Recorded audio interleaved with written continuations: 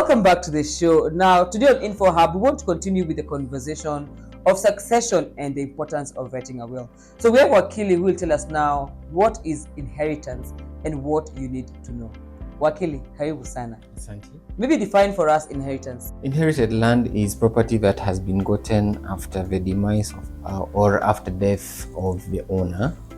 And there are two types that inherited land can fall under, either through testate, what we call testate, where someone passes on having written a will and they have indicated who should get what and the sizes and the location.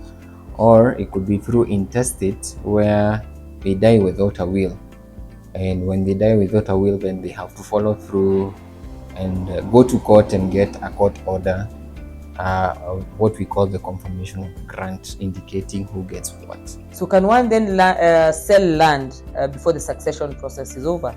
No, it is an illegality to sell land before a succession process is done. And that's what we call under the Section 45 of the Succession Act of Kenya, intermeddling, where you deal with the property without any rights to deal with that land. And under that section, you are likely to get imprisoned for a period of 1 year, or you could get a fine of 10,000 shillings for intermeddling with property, or even both. So if you deal with that land, then it will be an illegality, and that's why also it's important to conduct due diligence to find out whether the person who is processing or who is selling the land to you has the right to do so. At times you find inherited land does not have documentation at times. Then what are the steps to take when you realize your land isn't documented? The process of basically succession is very straightforward. And if you're buying property that has not been documented, and you have done the due diligence and done as such, and you have discovered that the person indicated is said to maybe be the parent of the person, then you could request that the family goes for the process of succession and finalizes for them to get the powers to transact this property. So the process involves the filing of a petition at the High Court. Under Section 47, it gives the requirement that the High Court is the only court that has jurisdiction to deal with succession process, but also it has also transferred that power to the resident magistrates depending on the value of the property. And so the family would be able to go to the nearest magistrate's court, and will be advised on whether this jurisdiction of the magistrate can decide on that petition. And filing of a petition is as simple as putting in a copy of the death certificate, a letter from the chief indicating who are the beneficiaries of the estate, and that document is taken for gazettement. And gazettement gives a notice to the members of the public, a period of 6 months, to come and protest. If there's anyone who has an interest in this property, they will come and protest. And upon expiry of the 6 months, then members of the family can go back to court and now confirm the grant and the appointment of the personal administrators. Then these personal administrators, depending on what was indicated on what we call a distribution schedule, that Naomi has gotten 5 acres, John has gotten 10 acres. This is already indicated, and now the personal administrator can sign off on behalf of the deceased person the transfer of this land belonging to Naomi or to John to now be taken to be now transferred to the new person, who can now sell it to any person who they wish to sell it to. But also, if a person dies with a will, then a copy of the will be attached to the petition.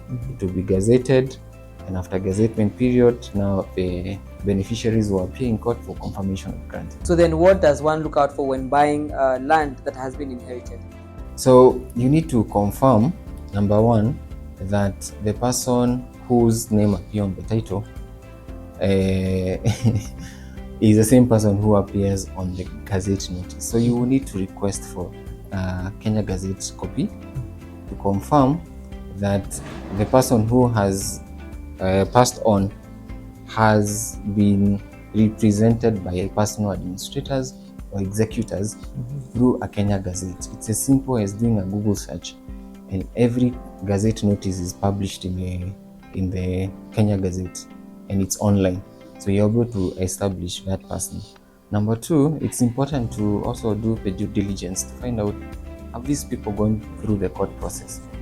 And it's as simple as finding out from the seller, show me a copy of the final confirmation of grant. So if you get the copy of the confirmation of grant, then you'll be safe to then proceed with the process of purchasing inherited land. And lastly, if you're purchasing this inherited land, the details on the confirmation of grant need to align with the actual copy of the title that you're purchasing. Now, if I have inherited land, what are the things then I should know or look out for? You need to confirm that land, you have the confirmation of grant and your name is on that confirmation of grant. That is one. Number two, you need to confirm the details of that land right there on the documentation.